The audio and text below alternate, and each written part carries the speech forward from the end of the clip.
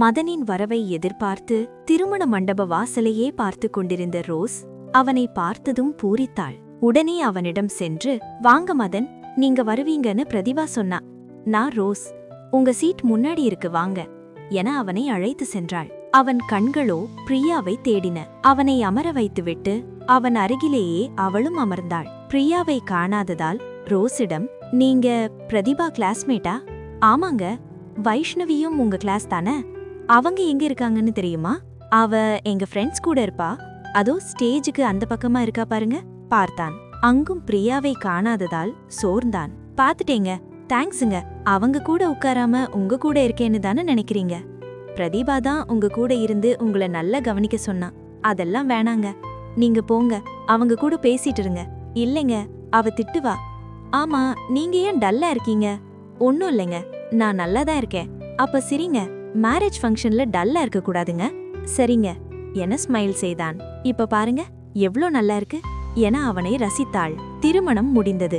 Gift கொடுத்தான். பெண் அருகில் ரோஸ் நின்று கொள்ள, மாப்பிள்ளை அருகில் மதன் நின்று கொள்ள போட்டோ எடுக்கப்பட்டது. பிறகு பெண்ணின் தோழிகள் அனைவரும் போட்டோ எடுக்க வந்தார்கள். உடனே மதன் அருகில் ரோஸ் சென்று, மாப்பிள்ளை பக்கத்துல கொஞ்சம் நின்னுக்கங்க, நாங்க போட்டோ எடுத்துக்கிறோங்க ப்ளீஸ். சரிங்க என்றான். அவன் அருகில் ரோஸ் நின்று கொள்ள, மற்றவர்கள் அவள் அருகிலும் பெண் அருகிலும் நின்று கொண்டார்கள். போட்டோ எடுக்கப்பட்டது. பிறகு சாப்பிட சென்றார்கள். மதன் அருகில் ரோஸ் அமர்ந்து கொண்டு சாப்பிட்டாள். இதை பார்த்த வைஷ்ணவி அவர்களிடம் சென்று, மதன், ரோஸ், உங்க ஜோடி பொருத்தம் நல்லா இருக்கு. நீங்க எப்போ கல்யாண சாப்பாடு போட போறீங்க? பிரியாவை ஏன் கூட்டிட்டு வரல? கூப்பிட்டேங்க, அவதான் வரலன்னு சொல்லிட்டா. நான் வருவேன்னு சொன்னீங்களா? இல்லைங்க, அதான் ரவி வீட்ல ஒத்துக்க மாட்டாங்களே. அவளை நினைக்கிறத விட்டுட்டு இவளை கட்டிக்கங்க. உங்களுக்கு பொருத்தமா இருக்கா? வைஷு, அவரை ஏண்டி டென்ஷன் பண்ற? நீ போய் உன் புருஷன் கூட சாப்பிடு. நீங்க சாப்பிடுங்க, அவளை கண்டுக்காதீங்க என்று ரோஸ் சொன்னதும் வைஷ்ணவி சென்று விட்டாள். சாரிங்க, அவ தெரியாம பேசிட்டா. பரவாயில்லைங்க, நான் கிளம்புறேன். சரி, போயிட்டு வாங்க. மதன் எழுந்து செல்ல ரோஸ் அவனை பார்த்து கொண்டிருந்தாள். பிறகு பிரதீபாவிடம் சொல்லிவிட்டு வீட்டிற்கு சென்றாள். மாலையில் வைஷ்ணவிக்கு கால் செய்து, பிரியா தான் உன் ஹஸ்பண்ட் ரவியோட சிஸ்டரா? ஆமாண்டி, அவளை பார்க்கதான் அவன் வந்திருக்கான் போல. நான் பிரியாவை பார்க்கணும். உன் வீட்டோட லொகேஷன் அனுப்பிடி, நான் வரேன். எதுக்குடி? மதனை பத்தி பேச போய்யா? நான் அவகிட்ட சொன்னேன், அப்பா ஒத்துக்க மாட்டாருன்னு சொன்னா. நீ அவனை எவ்ளோ லவ் பண்ற, நீயே அவனை கட்டிக்கோ. நாங்க மாப்பிள பார்த்து கட்டி வச்சிருவோம். நான் அவகிட்ட பேசி பாக்குறேன். சரி வா, நான் லொகேஷனை அனுப்புறேன்.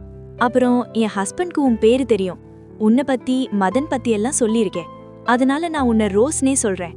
சரிடி என கட் செய்துவிட்டு வைஷ்ணவி வீட்டிற்கு சென்றாள். ரோஸ்காக காத்து கொண்டிருந்த வைஷ்ணவி அவள் வந்ததும் அவளை வரவேற்று பிரியாவின் அறைக்கு அழைத்து சென்றாள். பிரியா, இவ என் ஃப்ரெண்டு ரோஸ். ஹாய் பிரியா, எப்படி இருக்க? ஹாய், வாங்க உட்காருங்க. நான் நல்லா இருக்கேன். நீங்க எப்படி இருக்கீங்க? நல்லா இருக்கேன் என ரோஸ் சொன்னபோது, நீங்க பேசிட்டு இருங்க, நான் காஃபி கொண்டு வரேன் என வைஷ்ணவி கிச்சனுக்கு சென்றாள். நான் வரேன்னு வைஷு சொன்னாலா? இல்லைங்க, சொல்லல. நான் உங்களை பார்க்க தான் வந்தேன். என்னையா? என்ன எதுக்கு பார்க்கணும் என்று புரியாமல் அவளை பார்த்தாள்.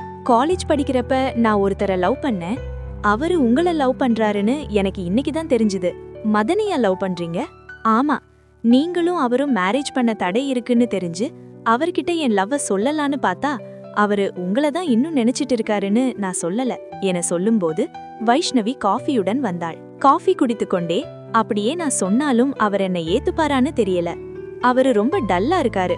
நீங்க 2 பேரும் ஏன் மீட் பண்ண கூடாது? மீட் பண்ணி என்னங்க பண்றது? எங்க வீட்ல தான் ஒத்துக்கலையே. என்னால அவருக்கு பிரச்சனை வரக்கூடாதுன்னு தான் அவரை விட்டு விலகிட்டேன். அவரை நினைச்சிட்டு இருந்தாலே போதுங்க, என் வாழ்க்கை ஓடிடும். அப்படி சொல்லாத பிரியா, கல்யாணம் பண்ணாமல்லாம் இருக்க கூடாது என வைஷ்ணவி சொல்ல, இல்ல அண்ணி, நான் அன்னைக்கு சொன்னதுதான் என்னைக்கும். அவர் இல்லாம எனக்கு வாழ்க்கை இல்ல அண்ணி. எப்படி பேசுறா பாருடி. லவ்னா அப்படிதான்.